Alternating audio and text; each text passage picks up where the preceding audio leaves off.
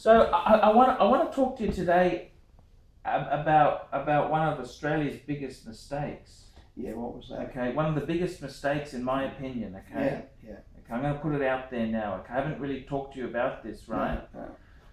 But I got to tell you, okay. One of the biggest mistakes in Australia was when they elected that fucking socialist son of a bitch, Gough Whitlam, in 1972. He really, he had so many great ideas. Big man, real big, tall man, very great orator. But I don't think in hindsight, was he really that good a Prime Minister? Inflation ran out of control. He spent money like a fucking socialist like a sailor in a whorehouse after payday. They did all these stupid things for the arts and these fucking long-haired sons of bitches. And they put money into ethnic television, SBS and shit like that. And Gough Whitlam also did a few nasty things too. I don't know if you know this. Gough Whitlam got rid of the Prime Ministerial Rolls Royce and replaced it with a Mercedes S-Class. I'm telling you, Gough Whitlam did that. Because there used to be a Rolls Royce, which they sold, and they got an S-Class. What a great decision. A great decision. So the question is, you lived through that time there. Yeah. Was he... Gough Whitlam was really... I can see a lot of parallels with Gough Whitlam and Kevin Rudd. Kevin Rudd was so cool. He was just such a slippery fucker. Just a great orator. Just a man of the times. But he ended up fucking it up.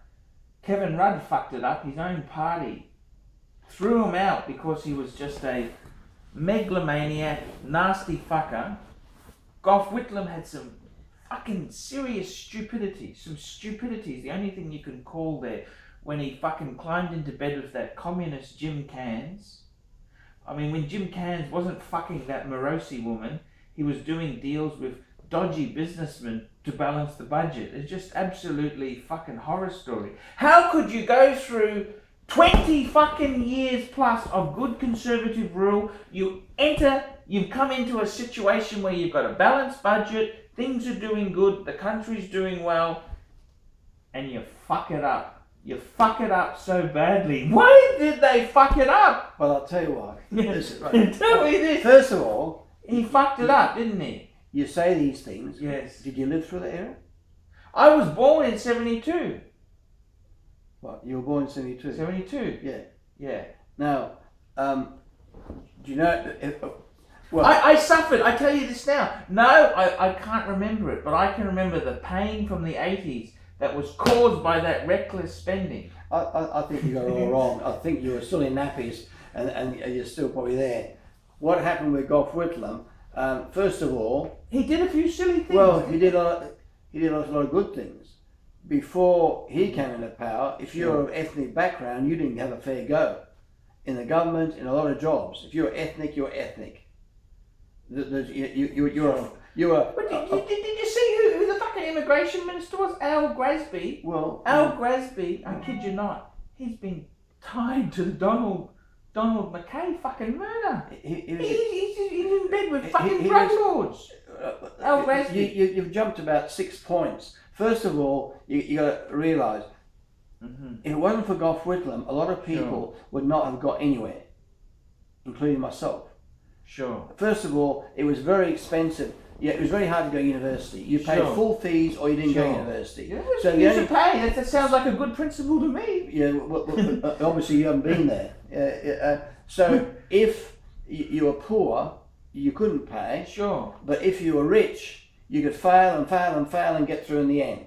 Sure. First of all, there's a very strong bias against people of non-English, Anglo-Saxon, Protestant background. Sure. Well, let me just say this. Can I just throw this? Can I just put a side note in? What? Let me just put a side note in there, right? If Gough Whitlam was so wonderful, right? Yeah. We were in Vietnam, right? Yeah. When the pansy pulled out, right? When he fucking pulled out of Vietnam, right? All the fucking South Vietnamese who'd fucking helped us, he didn't let any of those sons of bitches come over. They banned them coming in. It was Fraser. Fraser opened the gates. Fraser, the one who was caught with his fucking pants down. I thought you said only Labor guys get caught with I pants down. I don't like both Snedden sides. got caught with pants I down. don't like both sides. I'm just saying to you, but looking at Labor, as a historian, looking back in history, I think he wasn't that really good a Prime Minister. I'm just telling you, my opinion. Everyone idolises the guy. He spent money like a sailor in a whorehouse. Everyone's going to love you. I like free things too. No, I think you're wrong. Free education for uneducated working class scroats. That didn't work, did it? It did. Did that bring in the class system? Did that equalise things up? It did. Did that solve everything? Yeah, Is the world a better place than 1960? And how you didn't get through, now the capitalists are in, look, no wonder you didn't go anywhere. But seriously, okay, sorry, to read, you're saying he wasn't that bad. I think he was a great guy. He was one of Australia's best Prime Ministers. He made some mistakes financially, but he was a very, very good Prime Minister. He was very popular. The other government was very, very much for the rich person. Everything was geared against the poor person. He brought back the relativities, the pay rises. He brought a system where everybody can survive and do well in society rather than just the rich. And like when I was when I started work, which was in '67, you had a situation where the manager was on, say, $8,000, and the worker was on $2,000. Sure. 4 to 1. Sure. Now, over a period of time, they didn't have percentage increases anymore. They stopped that. They gave flat increases, $10 a week, $10 a week, $20 a week. Sure. So what happened eventually? So the 8,000 became 16,000, and the 4,000 became 12,000. Sure. Well, what incentive is there to be a manager then? So therefore, hold it. Therefore, the person who was of not as skilled and whatever, the poorer person could educate his children, pay for their education, pay for medical expenses. Before he came to power, there was no Medicare. If you were sick, they sold your house up. Well, let's just back the truck up. You credit this to that, right? Queensland under Joe Biolchi was one of the first states to have free hospitals. Oh, bunkum free hospital. You went to the hospital and waited for all day, and then they said, sorry, come back tomorrow, because they had 3 doctors and 645 patients waiting, and they were all students. I went there with my eye, and he said, close your eye, can you see? Yeah, all right, well, you're all right. Just close your eye and keep going. That was rat shit treatment. Look, But Gough Whitlam made many mistakes. But the rest of Australia, they made many mistakes. Of Australia didn't do Why that. did the inflationary things get out of control? Why did that happen? Australia? Wages exploded under Whitlam. It was a worldwide phenomenon too. It wasn't just Australia. It was things that happened, and in a sense, if you had 10 houses, you'd be very rich, wouldn't you? Many mistakes were made there. What was the go as far as refinancing through? It was good. I think it was time for a change. It said it's time for a change. And they voted him in. And what happened was very sad in the end. But he had 2 terms, and well, it was so sad. The people. It had to change. And then you had the Liberals in again, and then they kicked them out, and Labor came in with Keating and Hawke, and they changed the system again. That they brought in a whole lot of new things, a lot of good things, deregulate interest rates. That's a capitalist policy. Yeah, it's been a complete success with the globalised market we've got now, where all the jobs have been exported to China. Well, you got the present government and all that. It doesn't. Both governments have made mistakes in that sense, or supposedly maybe they haven't made mistakes. Maybe that's the way you want to go. You want to buy cheap food and sack everybody in Australia and buy cheap stuff from Afghanistan. But I think. I think from people who are poor, weren't from a rich background, you're much better off under Labor. When under the Liberal government, you got family allowance, which is called child endowment. You got sweet nothing to support your family. Now they pay a fair, very generous one. That was done by a Liberal government anyway. But that's right. The system was very much against the rich, against the poor. You got big tax deductions for, you had the a rich guy got school fees were tax deductible, rates were tax deductible, medical expenses, music lessons, buying clarinet or violin was tax deduction, right? Education, self-education, and rightio. So the guy who was poor, he rented a house, he had no rates, no deduction.